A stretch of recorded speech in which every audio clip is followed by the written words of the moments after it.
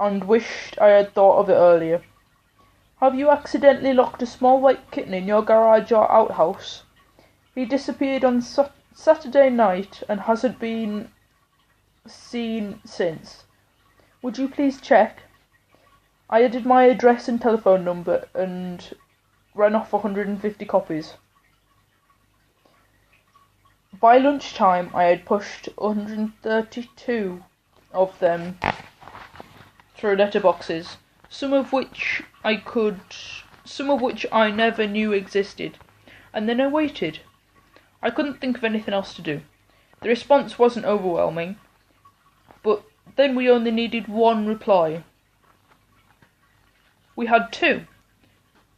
One in person, the other via the phone. The person was in his early 20s and he carried a half-starved cat under his arm. It was black and moth-eaten. His eyes so dull they seemed to have gone out. I don't suppose this is yours. No, I'm afraid not. I couldn't remember what you said yours was. I lost your note. Good job. I checked, though. It must have been in my shed a week. I've given it a feed. He put the cat down and suddenly it came to life. From the balcony we watched it race across the courtyard and out through the gate. It turned off the lane and on towards the main road, looking left and right before shooting straight across and up a garden path. The young man smiled. It seems to know where it's going. At least my circular had done somebody a good turn. The phone call was from Patrick. I see you've lost a white kitten. Yes, I'm sorry. I've had a look, but he's not here. Thanks. Hope he turns up. Yes, so do I. He'd let me off lightly and I was very grateful. Everything seemed to wind down after that. There were no more callers, but I still looked out for him. It had become second nature for me to peer in through shed windows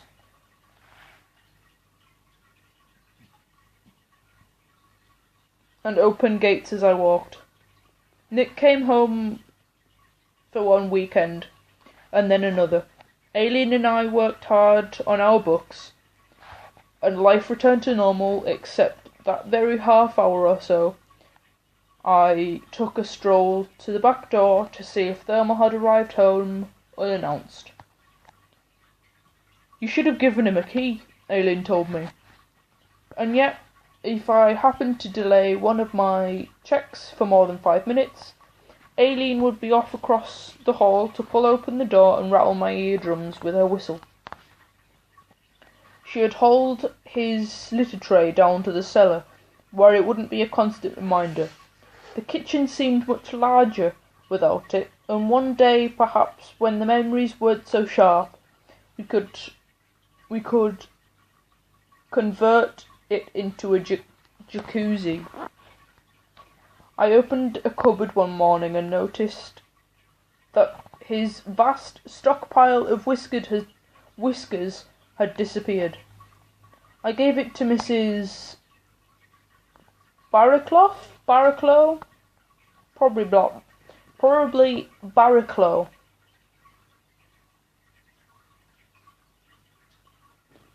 But I honestly don't know. She took it for her Arnold.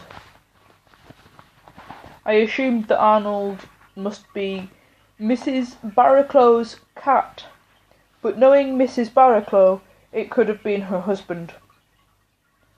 Aileen thought she had cleared all the reminders, but on the night after Thermal's disappearance, I had trodden on his sultana as it sat meditating on my office carpet.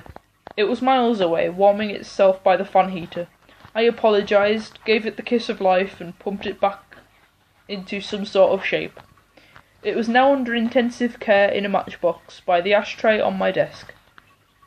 I also managed to smuggle a tin of Whisker's beef and kidney into our wire basket as we slalomed our way around the aisles in Sainsbury's.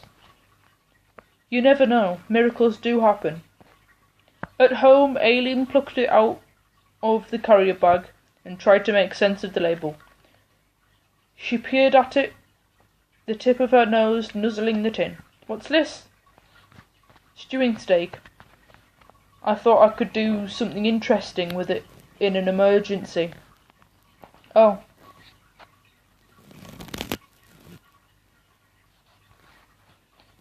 I stowed the tin away on a top shelf and hoped that she wouldn't feel peckish while I was out.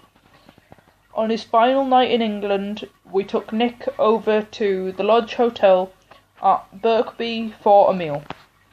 They actually cook their food instead of buying it in boxes from Marks and Spencer, and it always makes a nice change for us. Nick had to be at Manchester Airport at 5 o'clock in the morning, and so we sat up talking until well after 2. Aileen had fallen asleep twice already, and now she was nodding again. Why don't you take her off to bed, Dad? I'll doze in the chair here and then slip out. We can say our goodbyes now. That took care of another hour, and then Aileen and I half carried each other upstairs. Nick had settled down in the recliner chair in the study, and I knew what he was like. I would stay awake in case he fell asleep. I dropped off within seconds, and the next thing I knew, there was a tall figure standing by the side of the bed. It was still dark, and my head was floating, but I recognised the voice the moment he spoke. "I've brought a friend of yours to see you."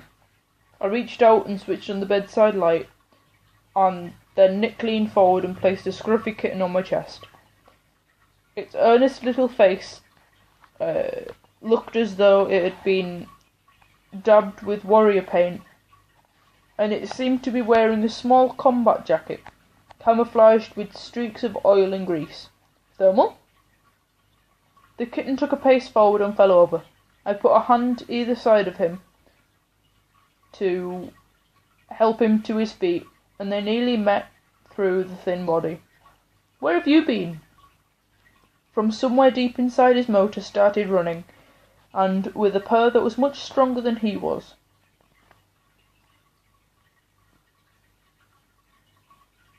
Wait a minute. From somewhere deep inside, his motor started running with a purr that was much stronger than he was. That makes more sense than the way I said it before. It faltered now and then as though it hadn't been tuned properly, but his enthusiasm kept it going. Supported by my hands, he took another step forward and touched his forehead softly against mine. Then his legs collapsed, and he fell in a heap under my chin. Aileen struggled to come up from under, but sleep wasn't letting go of her easily. She tried to look intelligent.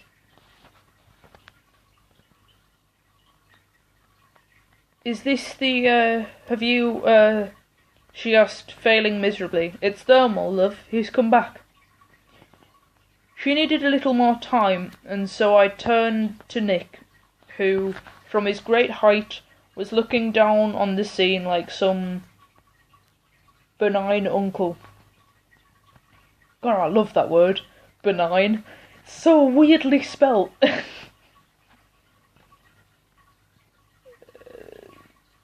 "Where did you find him?" I put my cases in the car, switched on the engine, and then the lights, and there he was, lying in the middle of the road, exhausted. He was on his way home, but I don't think he'd have made it. He was too weak to stand up. The kitten had fallen asleep, and he woke as Aileen reached out for him, and then, having found him, covered him with her hand. "Is it Thermal?" "Yes, Nick found him. He's so thin, he's half starved." The kitten pushed his head up hard against her hand. It was that nice lady who trod on him a lot. "Come on, my love. Let's get you something to eat." That wasn't a bad idea. He'd been missing for exactly a month. Wow. A month is a lot for a tiny little kitten. Like Thermal. But that's the end of the chapter. If you want me to read anything after I finish this book, not even halfway through yet, but yeah, if you want me to read anything after I finish this, then just tell me in the comments. Yeah, I suppose I'll see you later. Bye bye.